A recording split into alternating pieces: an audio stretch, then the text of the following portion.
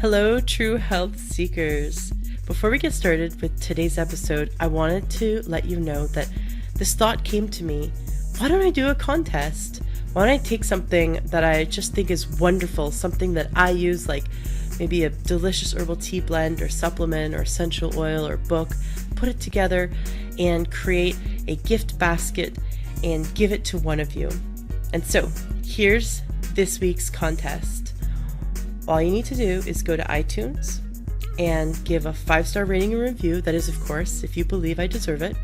And then I will pick out of one of you next week. I'll just do a random selection and I will send you a delicious big $100 gift basket of my favorite supplements and other goodies that are super healthy and wonderful. Once you have given the 5-star rating and review on iTunes, go ahead and email me, ashley@learntruehealth.com, to let me know you did it. And that is how you get entered to win a contest. Now, if you think that you're listening to this and the week's already up because this has been months ago, that's okay. Go ahead and do it anyway, and I will automatically enter you into our next contest. So I'm just going to keep doing fun contests, but for this first one, I'm really excited. It's going to be this big gift basket full of lots of great stuff. So excellent. Well, without further delay, here's today's episode. Welcome to the Learn True Health podcast. I'm your host, Ashley James. This is episode 25. You can have lots of money, but if you don't have peace to enjoy the money, what use is it, right? Or you can have a thriving business, or you can have a great job, but if you don't have the peace of mind to enjoy what it is that you're accomplishing in your life, then what good is it? If you don't have the health to it, and if it's ruining your health because you're so stressed out, maybe meditation might be a good idea. On the flip side, if you don't have any money, that can be stressful too, and then meditation is for you as well. Because if you're stressed out about not having money, well, then that's not good, and that's going to impede you to actually figuring out how you can better yourself. So my next guest, and I know I probably say this about every guest, but my next guest is someone so special, near and dear to my heart. I have actually known him personally for 10 years. I feel very honored to have known Forrest Knutson, who is an expert in meditation and in neurolinguistic programming, in the mind-body connection, and he's a fantastic teacher and author. So happy to have you on the show finally, all the way from Nicaragua. Welcome, Forrest, to the show. Thank you very much. I'm glad that our audio is working well enough for us to be able to do this. Yeah, considering you're like on the other side of the earth. Yeah, well, it's only 3.5 hours from Florida, so no, it's 2.5 hours from Florida. So not too far from some places, but where you're at, yeah, it's pretty much the other side of the world. Yeah, so the very exotic Forrest living in Nicaragua, and you have been a monk. You lived in a monastery, and we'll get to that a little later. But tell us a bit about yourself. What led you to become a monk? What led you to meditation? How did I get into it? My mother was very spiritually minded and was into meditation, into Buddhism. She read books from Labsang Rampa, and she showed me some of that, and it always fascinated me. And as I was growing up, trying to find answers, I found some of the wrong answers and went down some roads following those wrong answers, got to the end of the road and realized this is not working. And it drove me to really ask some deep questions of myself. And I started reading all kinds of books about meditation, about spirituality, anything I could get my hands on. And then along the way, I found Autobiography of a Yogi, and I thought, oh my God, this is it. Because every book that I read about meditation, it was like, okay, well, you sit down and imagine a flower, or imagine a mountaintop. It was all imagery based, and I was looking for something which was deeply scientific, very, very concrete in terms of the mind-body connection, and giving me something to just give me something to do.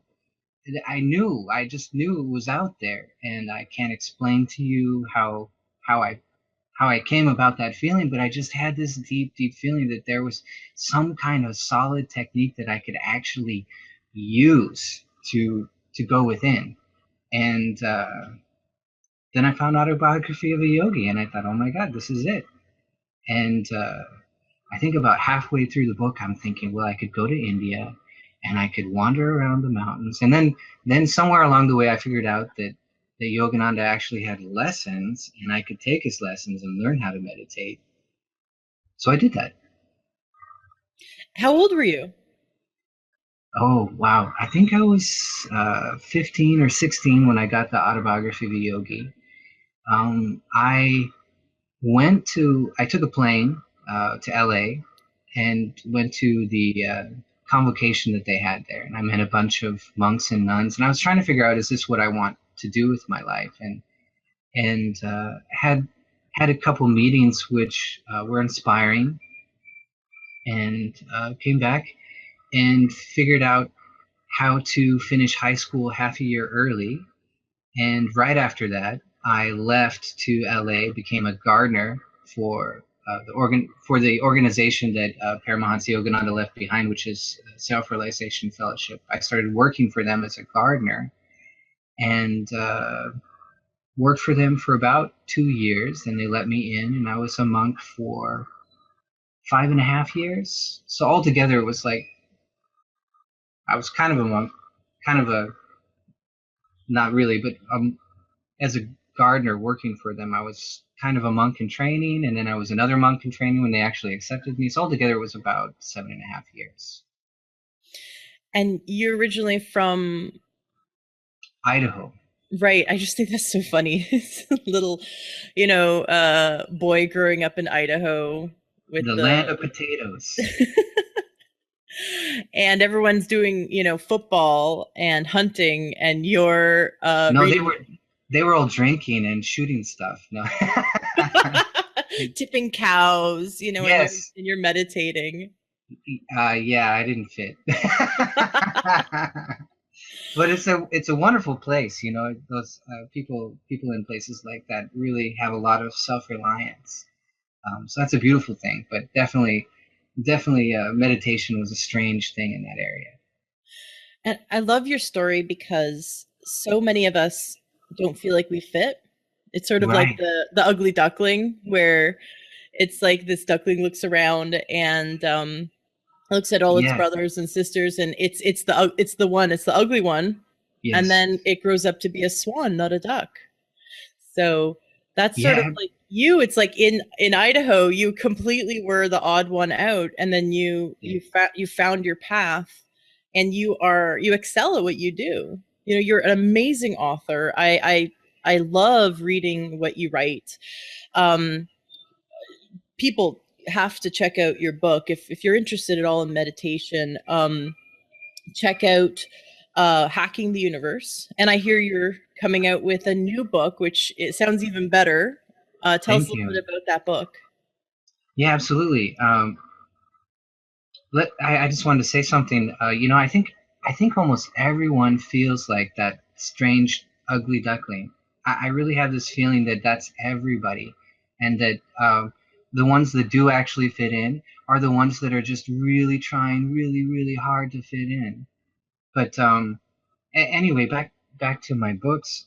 Hacking the Universe is a really. I spent 10 years working on that book on and off, and it's a really I tried to make it very succinct, very concise, very simple, and spent a lot of time doing that. And then the second book, which is called Adventures in Meditation, is kind of like, I take you down to the lake and I just throw you in. And we just, okay, let's swim, okay? This is the world of meditation that I live in, and I'm welcoming you to my crazy place. And we just kind of dive off the deep end and try and find our way back to shore. Um, so yeah, if people are interested, I have a website, adventuresinmeditation.com, and they can come and they can subscribe if they want to get updates on how close I am to actually. I'm actually really close to finishing it all up. It's written. Need to go back and edit it a little bit more, and then I need to code it for Kindle and everything. But the paperback should be published very soon, I hope. You know, you said that people from Idaho are very self-sufficient, and I think that Yes. that really does describe you. You taught Yeah. yourself how to write books and then convert them into the HTML format needed for Amazon Kindle, right, and the Mobi and other e-readers, and you do it all yourself. You're the one-man band.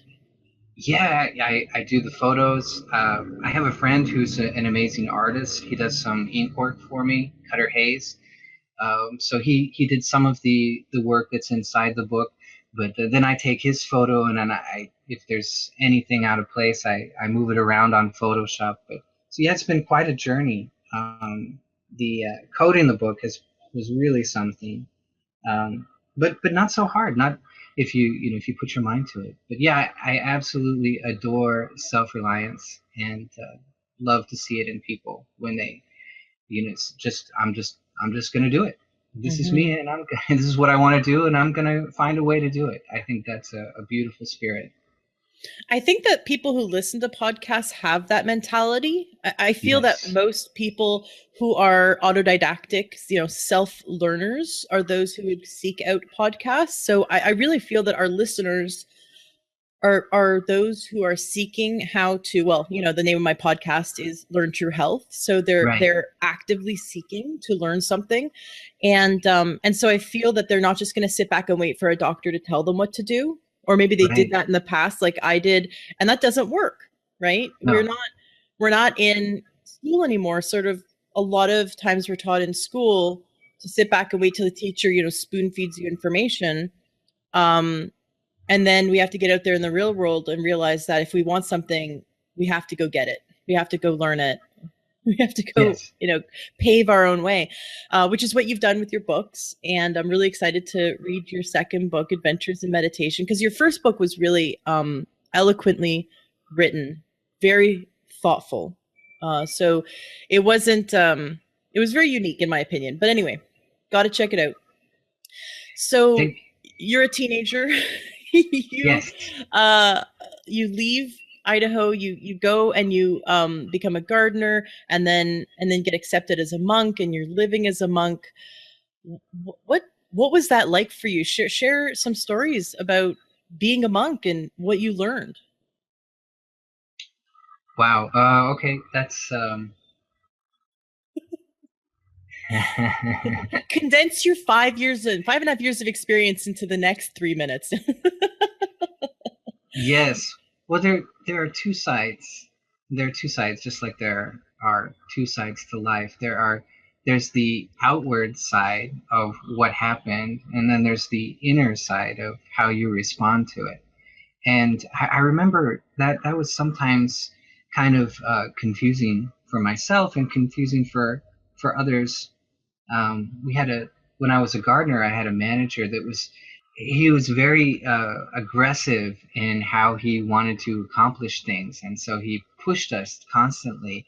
And I remember the gardeners constantly asking questions to themselves and to all the other gardeners: Is this training? Is this training, or is he just is he just manic? we we were constantly boiling with that question inside of ourselves. Um, but it turned out he was just manic, and that he needed to calm down and relax a little bit. Um, but that was a great learning experience. I remember reaching a point where I didn't. I just decided that I wasn't going to care how he treated me. I was just going to relax and do my best and give the rest to God. And everybody thinks that you're going to go to an ashram and you're going to find peace. There's some truth to that, and because you have this group of people who at some point decided to dedicate themselves to this ideal, to this pure spirit, this pure ideal. but it doesn't take away all of their idiosyncrasies and their foibles and their own life lessons that they're here to learn. It doesn't automatically turn you into a saint just because you put on an ochre robe or a yellow robe or a blue robe. It doesn't matter. You are still you. Uh, what do they say? Wherever you go, there you are. Well, it's very true in the ashram as well. So it was a beautiful experience. There are some amazing and beautiful people that I met. Some have passed on, some are still there. And I grew to love it. I realized eventually that I couldn't stay, that it wasn't the place for me because I'm so self-reliant and I don't like people telling me what to do. And so I realized, well, this is probably not the place for me where my whole life is designed by somebody else and they tell me what to do and where to go and how to do it. So that was my conflict eventually. But while I was there, the meditation part was wonderful. When you can sit in a room with a bunch of like-minded souls and meditate with them, you go very deep, very fast. The vibrations that were left behind by Yogananda, by him going into samadhi constantly, it's palpable. In fact, if you're very, very sensitive, it can make you too high too fast. And you have to figure out a way to ground yourself so that you don't start burning up a little bit. So that was very palpable, and I would live and work in that environment. There's some small stories that I put in my books about me and Brother Bimalananda, which were he was a very kind older monastic that was there. He was a direct disciple of Paramahansa Yogananda, and he would come and garden with us. I was a gardener at Mount Washington in LA, which is the main headquarters. Which I worked there as a gardener. Then I went to Encinitas. I was a postulant monk, and then they made me a novice. Then I moved back to Mount Washington. And but while I was a gardener, Brother Bimalananda was there, and I remember. I think my favorite interaction. This was my favorite interaction with him. I had come to the ashram and I thought, they're going to know what I need to do. They're going to have it all figured out. They're going to tell me, oh, this is exactly what you need to do in order to progress in your life, in your spiritual life. And that didn't happen. They were basically there trying to figure themselves out, and just throwing the organization together, keeping it running, and it was this machine, this organization machine. So I didn't realize I was walking into that. I was a little slow, and so I came there and I told Brother Bimalananda, I said, some of these monks are grumpy sometimes, because it surprised me that they were human. I didn't expect that they were going to be human, and silly me. And so Brother Bimalananda laughed and he goes, well, maybe they didn't have a great meditation this morning. And he thought that was so funny. He really chuckled. And I said, well, what's your secret? Because you're walking around and you're always smiling and you're sweeping the grounds. You're very, very extremely humble. I said, what is your secret? And he looked at me with this huge twinkle in his eyes and he said, never stop learning. And it was like hearing something from Moses. It just went right down to my spine, and I remembering it, I have goosebumps. It was very simple, but it was very, very poignant for me. So I love that, because when you think you know it all, it is really when you've lost yourself. When you close your mind, like some people in their spiritual growth they've got it all figured out. Like, I've gone to church every day, every Sunday, my entire life. I've read the Bible inside out. I know everything. And and there's people out there that just think they know everything. Yes. About spirituality, and so there's no more growth to be had. Yes. that's absolutely perfect. And at the beginning of this, you introduced me as an expert, which I don't mind because I do have a lot of experience and I do feel that I have things to share. But by no means do I ever think of myself as an expert. I'm really, in my books, I'm like the student that has, hey, I've been in class forever, and I'm just here to share what I have with you so that both of us can finish the class. So that's how I feel. That's how I approach my writing, and the things that I share with others. It's like, hey, look at this. Oh my God, isn't this awesome? You have to check this out. This is what your breath can do to you. This is what the breath states can do for you in your meditation. This is what having a relaxed posture in meditation can do for you. These are the stages of sense reversal. This is what happens inside of your body when you start to go inside your spine. Isn't this amazing? I have to share this with you. But by no means am I like, oh my God, you have to know this because this is the way it is, and I know and you don't. That's just silly. Right. I love learning from teachers who consider themselves students, and that attitude is a perfect way to describe it, because I remember in college learning from professors that were so burnt out. Mm, They're just like parroting, information, and they had no pizzazz, no passion, and they were right, completely closed off. And then I had like two, I think, professors that were on fire about what they were teaching. They were still researchers, they were still students themselves. I learned so much more from them. So I'd rather learn meditation from you than from someone else who has hubris, who has ego and thinks they know it all. So right. yeah. Yeah. Now, I've had on the show two licensed mental health counselors, Patty Davis and Steve Flansbaum, both exceptional, about 4 podcasts in total where we went into mental health and life strategies. And both of them say that when you go and find a counselor, you want to find one who's actively still, or always actively, always doing their own counseling. Like they are constantly learning themselves. You don't want to find a therapist who doesn't go to therapy themselves, because this isn't like, okay, I did therapy, I'm done. No, this is a constant growth process. And like sharks, if a shark doesn't move, it dies. And if we Right. don't grow, we're dead inside. Absolutely.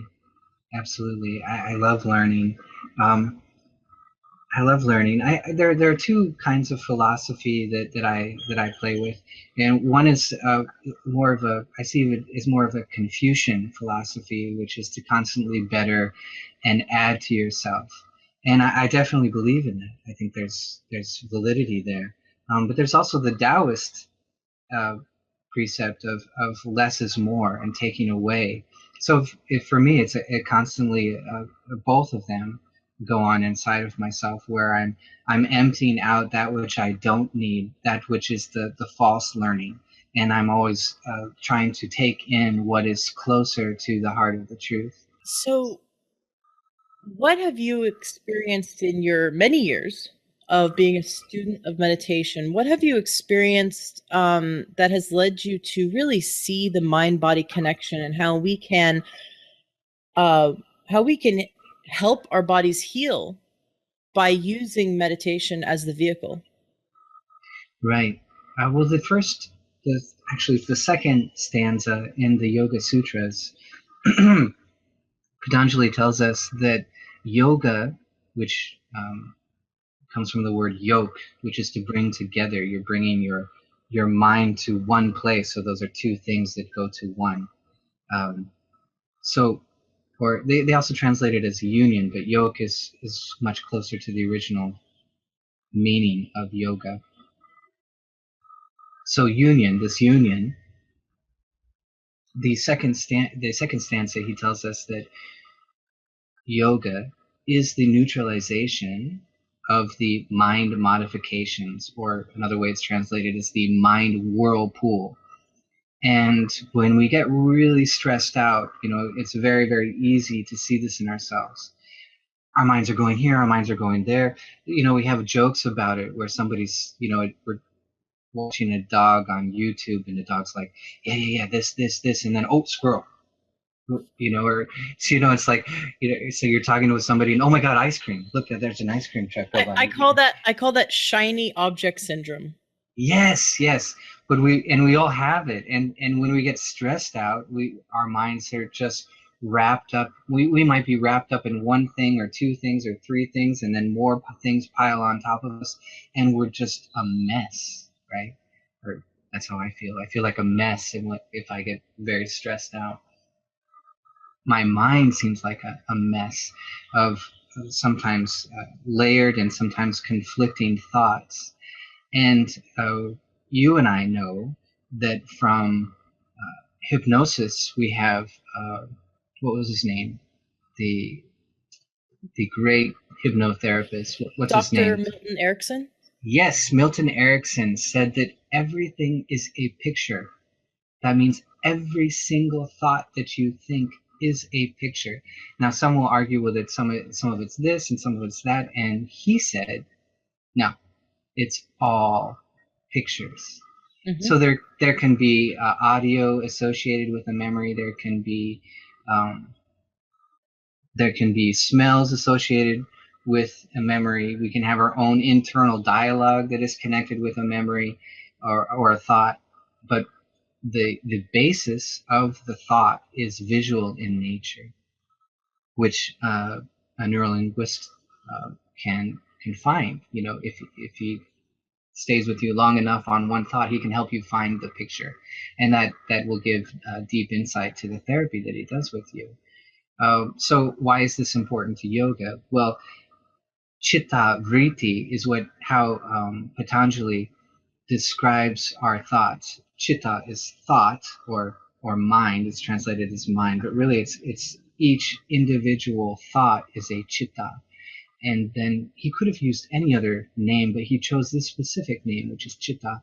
And the other one, vritti, is whirlpool, which is just a mess of thoughts that are swirling within and around us. We know from neurolinguistic programming that you can actually find these pictures and move them around, and in that way you can do a like to dislike. I think that's one of the most powerful Mm-hmm. things that you can see in the workings of neurolinguistic programming. It's really evident when someone comes in and you ask them, "Well, you like potato chips?" and they go, "Yes, I love potato chips. Is it okay if you don't like potato chips?" "Yeah, okay, I'm okay with that." And if they're okay with it, then you can change where the image is of potato chips in their mind and put it somewhere where they don't like things, and all of a sudden they will no longer like potato chips, right? Well, so just to add to that, when I first met my husband Please. and we were dating, he was obsessed with ice cream, and he's also lactose intolerant, which did not lead to a very pleasant evening. Um, Oh my God. he was absolutely addicted to ice cream. He could not go grocery shopping without buying a family size, gallon of ice cream and consuming it within 2 days. And Uh-huh. at first that was fun. And then I realized that this is probably an unhealthy habit. And so I asked him, knowing the NLP strategy, Modality. like to dislike. And Right. I asked him, would it be okay with you to no longer like ice cream? He's like, I don't know how that's possible, but yes, sure, hook me up. And within 15 minutes, he had a complete dislike of ice cream to where for 2 years he could not walk down the ice cream aisle. He was just Wow. so turned off by ice cream. And then eventually it just became sort of this I could take it or leave it thing. And he doesn't eat ice cream. And then recently we found coconut milk ice cream, Uh-huh. and that's okay. He can eat that, but he's Awesome. not obsessed with it like he was, or Right. like he doesn't have that addiction behavior to it. And so it really does work. It's pretty amazing how the mind can control what you thought was a physical craving was something that you can switch with your mind. And so that's an NLP technique, which is knowing how to work with the conscious and unconscious mind. How does meditation and practicing meditation come into that? We begin to disassociate from these thoughts and kind of wash them out, silence them, And the metaphor that is usually used is a glass of swirling water, dirty water. So when you have a glass that is full of dirt, and it's really, really mixed well, it's like mud. And this is a really fun metaphor to actually try and put it on your desktop or your countertop somewhere where nobody's going to touch it and re-stir it. But if you get a glass of water, pure, clean water from your sink or whatever, and you put some dirt in it and stir it enough until it's mud. Put enough dirt in there so it's really just mud, and stir it well, and then put it on your countertop and just leave it. At first, it will, you can kind of see it slowly sifting, but it's still mud. You can't see anything. And that's how we are when we are in the swirl of these constant thoughts. We're just, the world looks like mud. And how do you think you're going to feel when your world is mud? You just don't feel right. Which is how we feel sometimes. We feel very stressed out. We feel angry, upset. The world is on our shoulders, so heavy. And it's this mud in our brains that doesn't, maybe we can't get to the place that we want to. We can't find the happiness which is right there inside of us. It's because we can't see it because of this mud in our view, these thoughts. So as with a little bit of time, the mud will condense. It'll get a little thicker at the bottom, and it'll still be very dirty at the top. And then with a little more time, it will further settle, and you will find that you can see individual specks.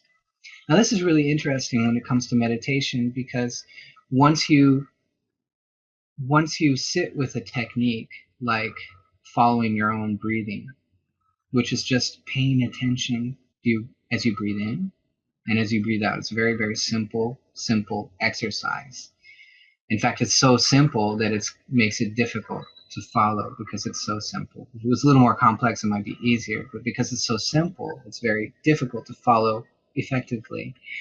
So as you're sitting there following with your practice, all of a sudden you realize, oh my God, it's been 5 minutes and I've been thinking about Sunday night football for 5 minutes. And I haven't been practicing my meditation technique. And you can be really down on yourself. Oh my God, I can't do this meditation thing.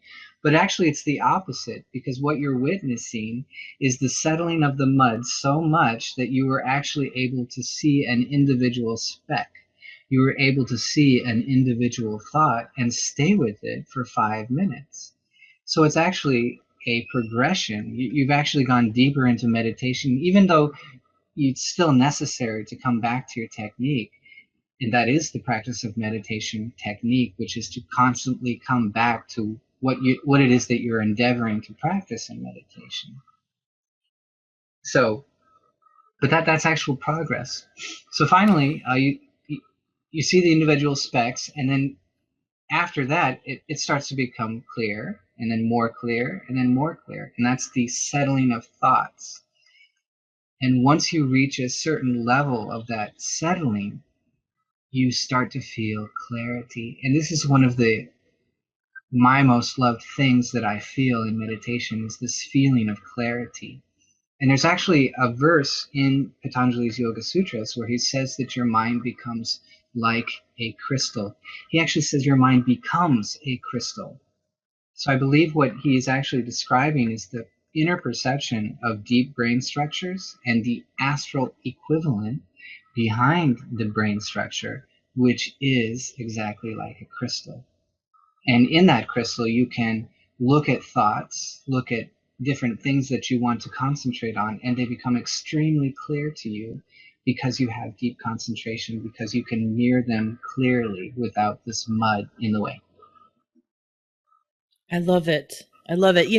Dr. Megan Saunders, in one of the earlier podcasts with us, was talking about the importance of meditation. I believe it was the episode we had on sleep, which if you have any problems with sleep, you got to go listen to that one, and also learn to meditate by getting Forrest's book, Adventures in Meditation.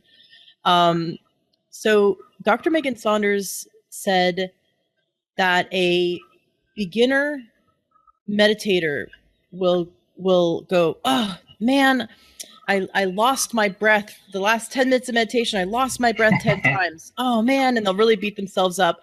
Yes. And a advanced meditator will go, I came back to my breath 10 times. Yes. Meaning it's the same thing. It's like it's okay. But it's also the mindset of how you your relationship with what you're doing. So don't beat Yes. yourself up when you lose your breath. You when you've caught yourself and come back to your breath, that's what you can celebrate. Yes. Yes. Perfect. That is the practice. And I just finished writing uh, a whole chapter about this. And I really, really love this idea. It is the practice of meditation, the practice of coming back. Because if you could concentrate perfectly, you wouldn't need meditation. You need meditation because we need meditation because we can't concentrate perfectly. And that's what the practice is. It's the coming back, which is the practice. Might be a little frustrating when you're like, oh, I just want to concentrate, but that is the practice, the coming back, and you will get there with persistence, and the water will settle, the mud will settle, and it will become more clear. And there are lots of tricks along the tips and tricks along the way that can make that process easier. And that's really what my books are about, is I want to share what I have with you about what works and what I found works. So, Well, I have several questions that I want to get to. okay. So first is we had a few episodes ago a hypnosis expert on the show, and then I got some great fan mail about that Mhm. episode. One of which was a woman who said hypnosis is bad Mm. because when we empty our mind, we let the devil in. And I thought that was actually really interesting. I've not That's not the first time I've heard that. There's a guy I know who's a Jehovah's Witness, and his belief in his faith is that when you empty your mind, you let the devil in.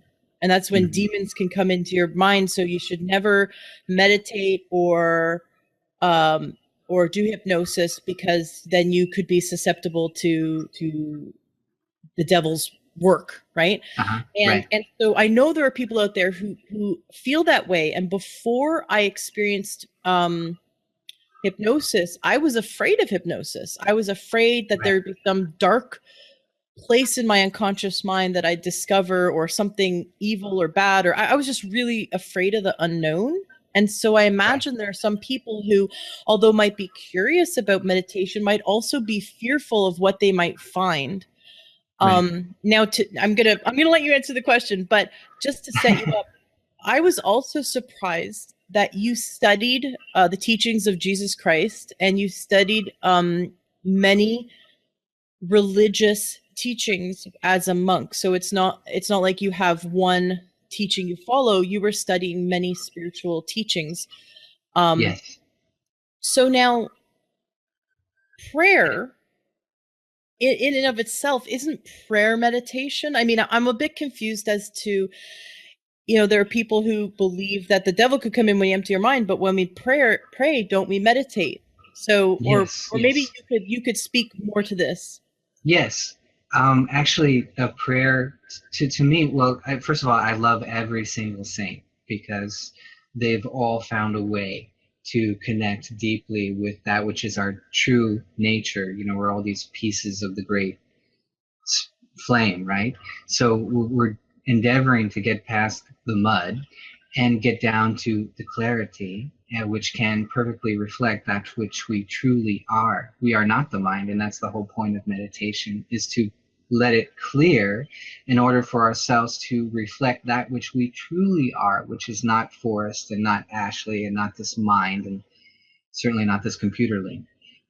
So that's what the process of meditation is, and the Catholic saints and the Christian saints often have nothing to use but prayer, and that can be very effective if you're very, very persistent. And the thing that protects us in meditation is the beginning prayer. which I point out in my book. It's important to have a prayer at the beginning of your meditation in order to connect, to mentally and intentionally connect to that which is our goal, this deep spirit within us of divinity. And that's my teacher, Yogananda, considered this very, very important. And I definitely consider it very important. So we don't want to just drift into meditation. We want to be very concentrated, and we're concentrated towards our own divinity, and that has a certain kind of blessing in it, and that blessing protects you. Now, prayer is meditation, as we have several saints who displayed this for us. One was Saint Teresa of Avila, who would kneel down with her sisters in the nunnery, and she would pray. And she actually, in her writings, describes levels of prayer. And one is the auditory prayer, which is an outward, we say the words prayer. And then there's the another level is when you take it mentally, and then after that she has more and more levels of this deepening of prayer, which is very much like the Indian practice of japa yoga, which is to take a chant or take a something like, I love you, God, I love you, God, I love you, God. So I'm saying it with my voice, right? So then I would keep saying it softer and softer and softer and softer and softer until you couldn't hear me, and I would just be saying it in my mind. And then I keep saying it over and over and over and over again until I connect in a very, very deep way. I just follow the repetition down the rabbit hole of my own concentration. I use it as a technique to get to that crystal clarity place where I can reflect the divinity within, and that is the practice of japa yoga. So prayer, a very simple prayer, it can't be a complicated prayer, like, dear Lord, I have taxes next week, and I need your blessing for my taxes. That's a little more complicated. But if it's a very simple prayer of desiring for love and connection, you can take it very, very deep. So it's exactly the same process, whether you call it meditation, whether you call it prayer, whether you call it japa yoga. The goal is the same, which is to go within and connect. In the deepest levels, we actually, the senses, the outward five senses actually withdraw. The energy that is lighting them up withdraws and goes into the spine. This is extremely deep. It's called pratyahara, interiorization inside the spine. And Saint Teresa of Avila was doing this, and she was actually taking it so deep that she would go into union, which we call samadhi in yoga, samadhi. And her whole body would become rigid and frozen in place because it needs to be like that. Well, you're connecting to, it's like connecting to, so down the street from where I'm living right now, there's a, what do you call it? The electricity place. The grid. Yes. So there's a whole grid right next door. And I can actually, every once in a while, one of their transistors will blow up and I can hear it. And then our lights will flicker. So welcome to Nicaragua. But anyway, this, it's like here I can stick my finger into the light socket, and that's going to be quite unpleasant, right? But if I go down the street to the grid and touch it, I'm going to have a lot of volts going through me. It'll fry me probably, because I can't handle that kind of energy. Well, after a certain amount of the practice of prayer and meditation, we adapt to handle more and more of this divine energy that's coursing through our beings. And Saint Teresa of Avila had done this so much and was so devout that she could handle quite a bit, to the point that she was in samadhi and her whole form would become frozen.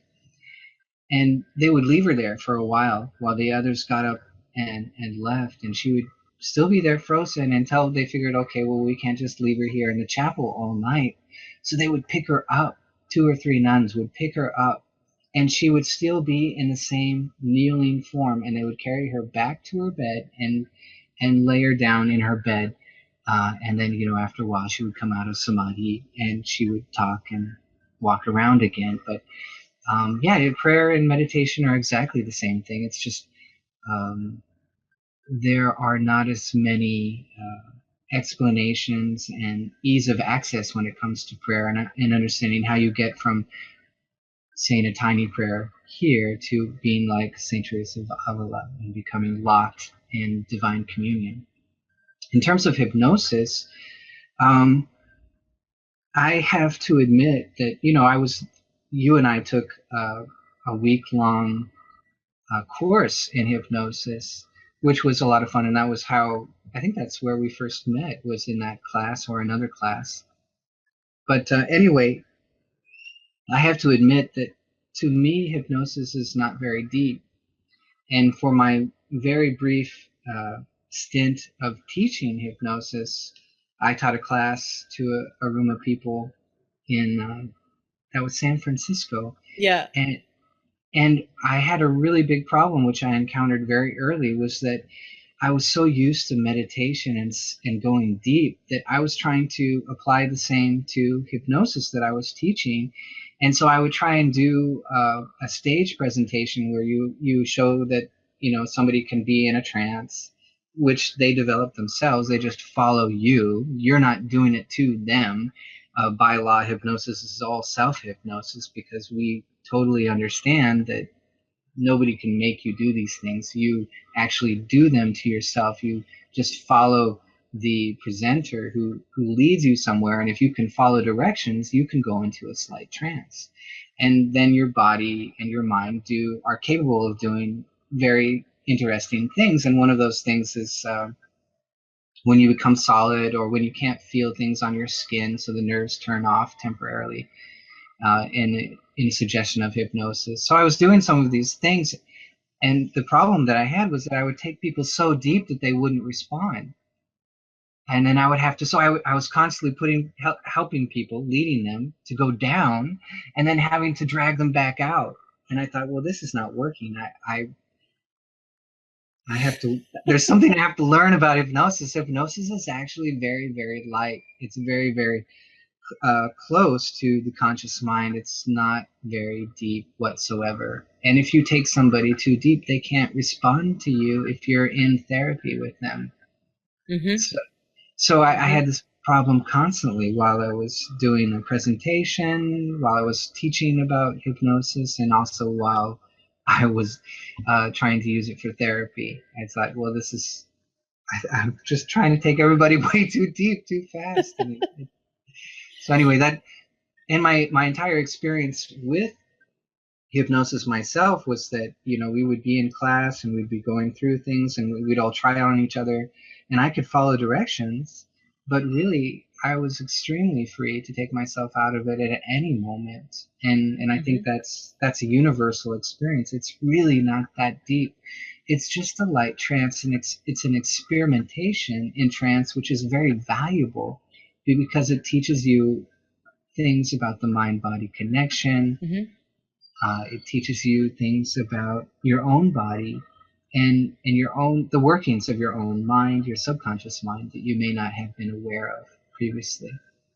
I used self-hypnosis for 40 of the 44 hours I was in labor, and I was in induced labor, which any woman who has been induced knows is completely different from regular labor. It's much, much, much more painful and intense. And I actually I surprised all of the nurses and practitioners that I could handle 40 hours of induced labor without any pain medication using self-hypnosis. So you can reduce pain, or in some cases eliminate pain,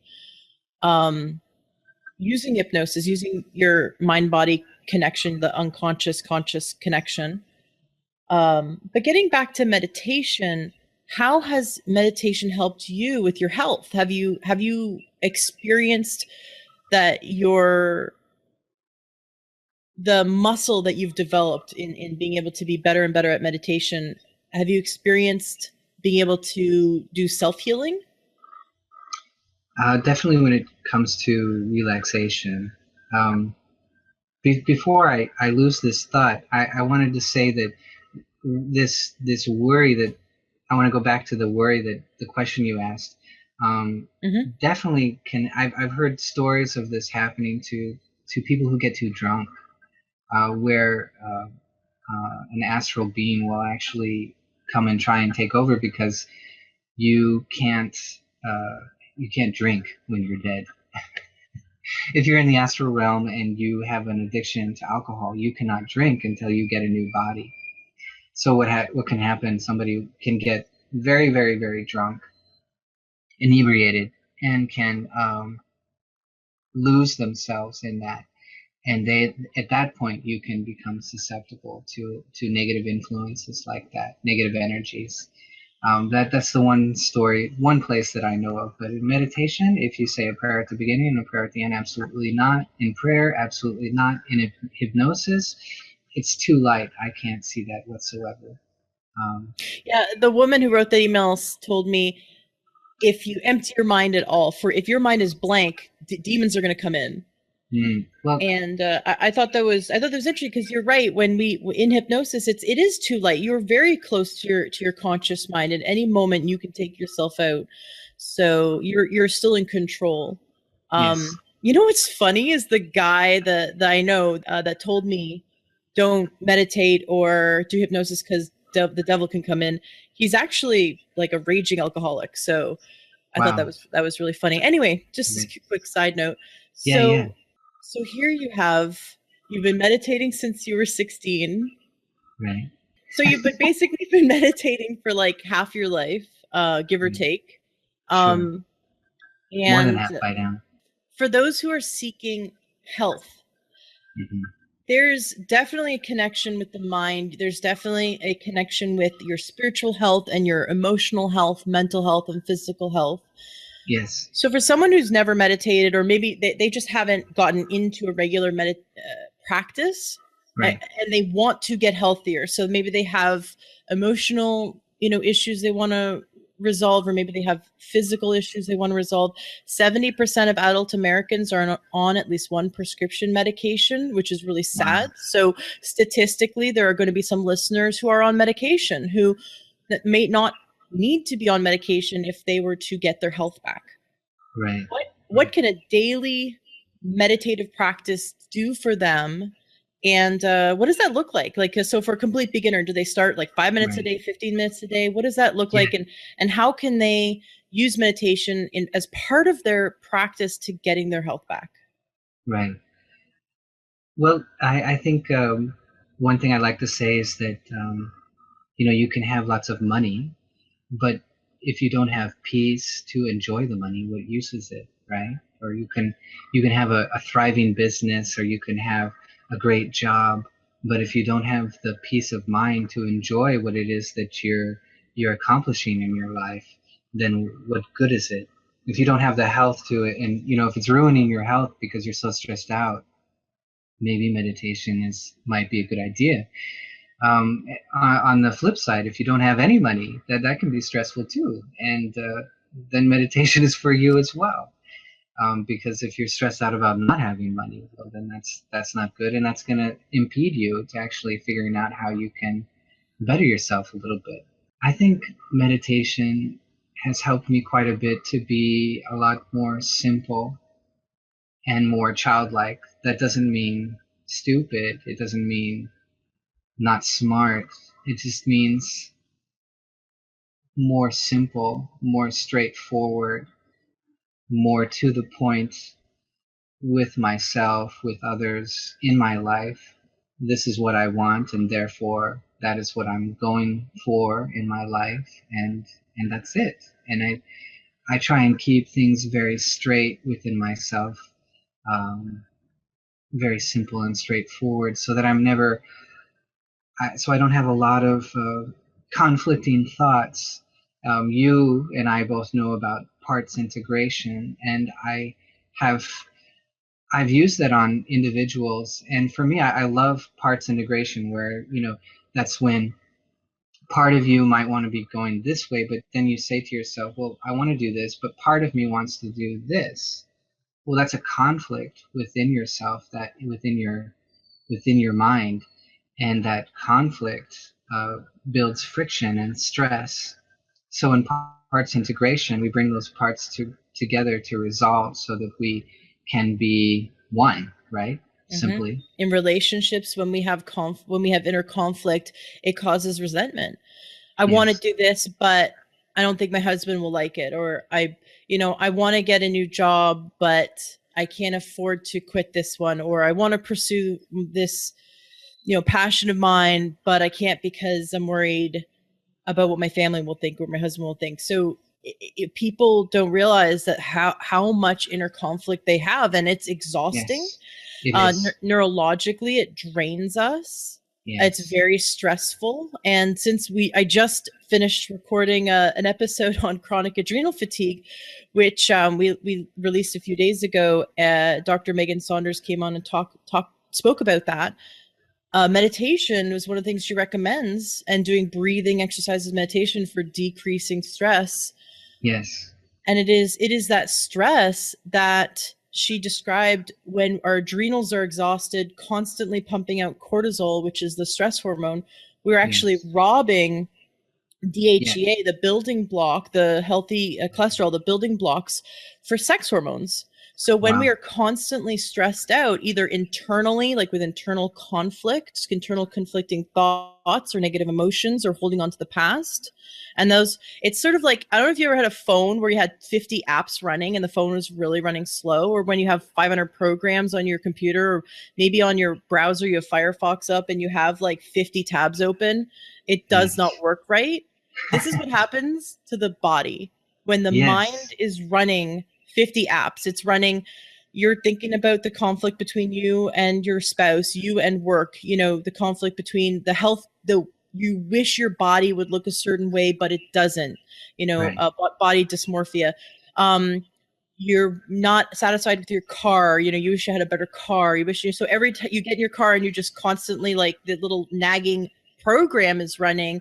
I wish I had a better car. I can't have a better car because I don't have money, because I'm in debt and my wife's spending too much money, yada, yada, yada. Or you can't sleep, and the kids crying. And so it's this, all these little stressors are running in our Yes. mind, like 50 apps open in our phone, and it's draining us, which causes cortisol spikes. And we don't realize we're doing it because it's all internal. And I think in America or North America, or in, pretty much modern day world, mainstream media, the mainstream wants us to sort of only take into account what's physical as what's real. So this Right. this desk in front of me is real, so that's what's physical is real. But things like thoughts and emotions, you can't touch them, so it doesn't really have validity to my life. And so people just discount it because you can't see it. People tend to discount it, but things as simple as thoughts and feelings can destroy your health. Yes. Yes. My teacher's teacher's teacher, Lahiri Mashai, said thoughts are things.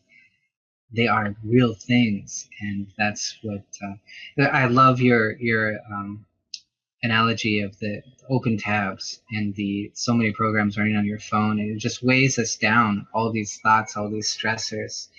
I was just reading a study about meditation, and they did a four day mindfulness program, and they found that the beginning cortisol levels, the stress hormone, was at like 380 across the board for all the participants, and after 4 days it dropped down to 289 or 290 something. That's after Wow. that's just 4 days. 4 days, and the cortisol dropped 1/4, right? Wow. About 1/4. Just amazing. That's four. So what does that do for you if you practice it consistently for years? You asked about time. Definitely start out small, because if we force ourselves into a long meditation before we're ready for it, your mind will just wander, and it will create a bad habit and also you'll be forcing yourself, so you won't feel very comfortable. There's a big hurdle in overcoming the body and getting used to the idea that I'm going to sit here and I don't have to jump up and do something. What I thought was really interesting about having high cortisol levels, which all pretty much, if we're adults, working adults in any country Yes. nowadays, just because the way we're raised and the demand we put on our bodies, we have high cortisol levels. And what Dr. Megan explains is that in order to maintain high cortisol levels, the body robs the healthy cholesterol, which is the building blocks of hormones, Wow. robs the DHEA and the healthy cholesterol from our sex hormones. So people with high cholesterol have low testosterone for men, low estrogen and progesterone for women. And so if you Wow. can imagine, as a man, you don't want low testosterone. So high No. stress can cause erectile dysfunction. Wow. Yeah, and or can cause, for me, it caused infertility for years.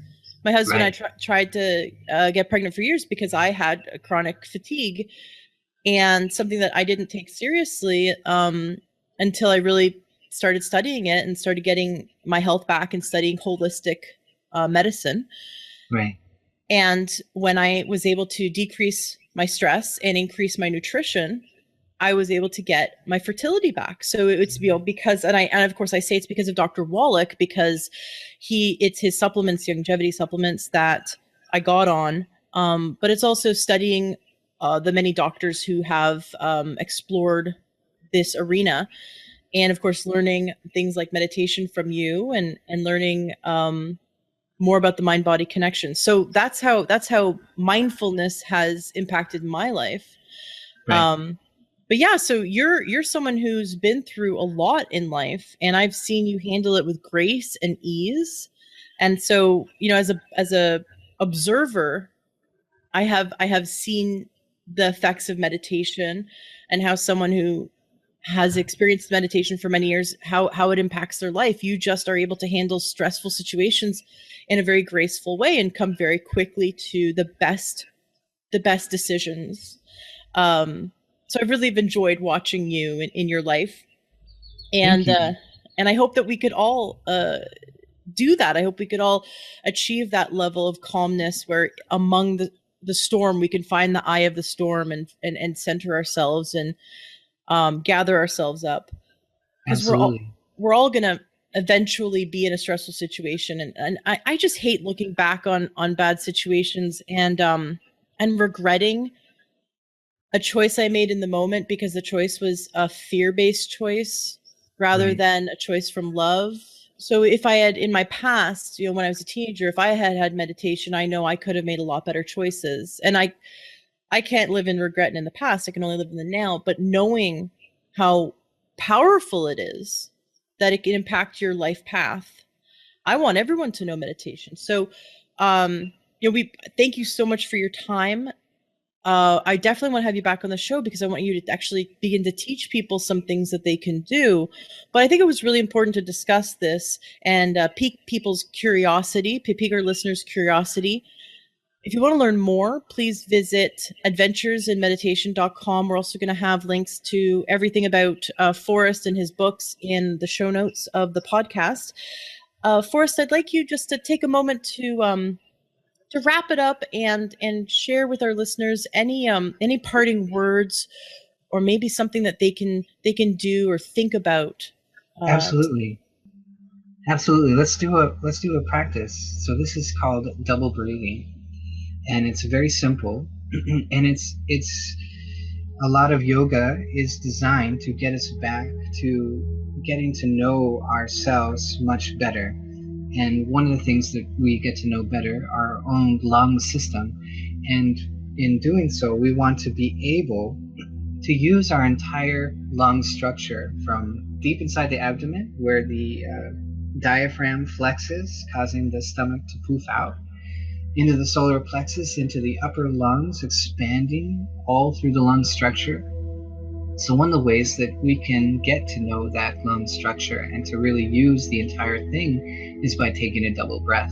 And the first breath comes in and opens up and fills the lower abdomen. And the second breath comes in to the sternum and the upper chest and fills that as well. So we just take it in like this through the nose.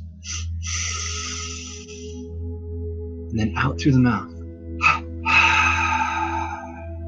And that double breath out releases the upper chest first and then the abdomen second. So it's in through the nose.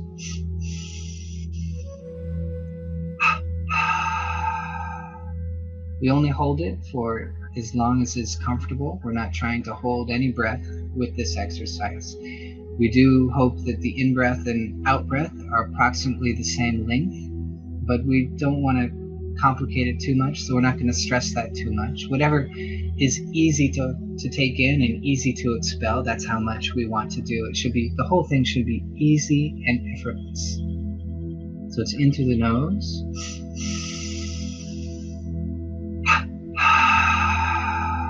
Again.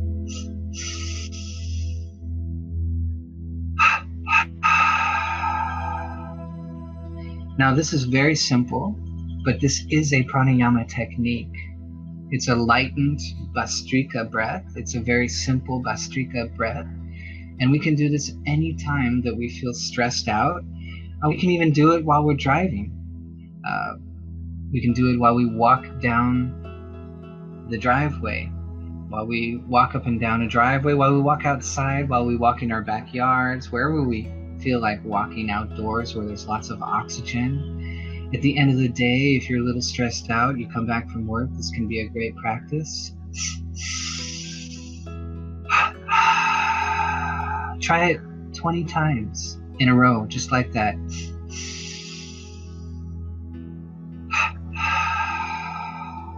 And you might notice just after 4 or 5 times that your breathing starts to slow down a tiny bit.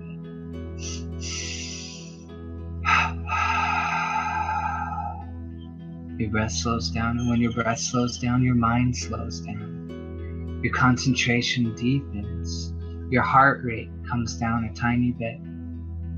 Just a fraction can make a big difference in how we feel about ourselves, about our day, about our lives, about the world in general. If we're all boiling inside with something, this is the perfect exercise. If we're stressed out, this is the perfect exercise. It works wonders to clear the mind, to clear the heart, and to clear the breath. Very simply and very easily. No fuss, no muss. Just in through the nose.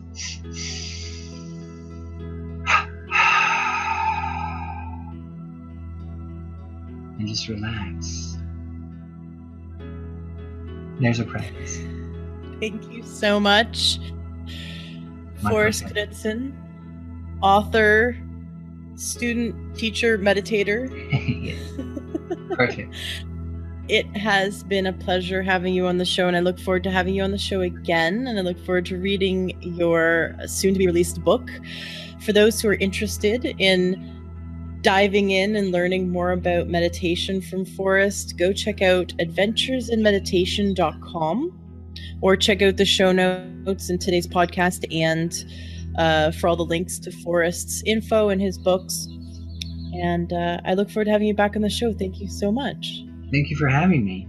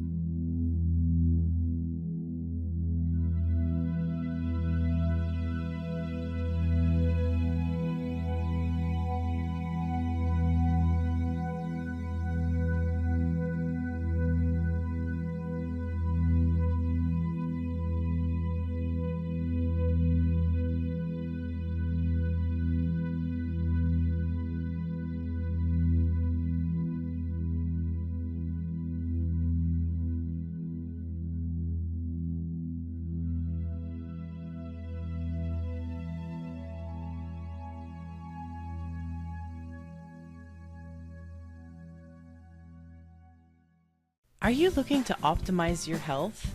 Are you looking to get the best supplements at the lowest price? for high quality supplements and to talk to someone about what supplements are best for you, go to takeyoursupplements.com and one of our fantastic true health coaches will help you pick out the right supplements for you that are the highest quality and the best price. That's takeyoursupplements.com. Takeyoursupplements.com. That's takeyoursupplements.com. Be sure to ask about free shipping and our awesome referral program.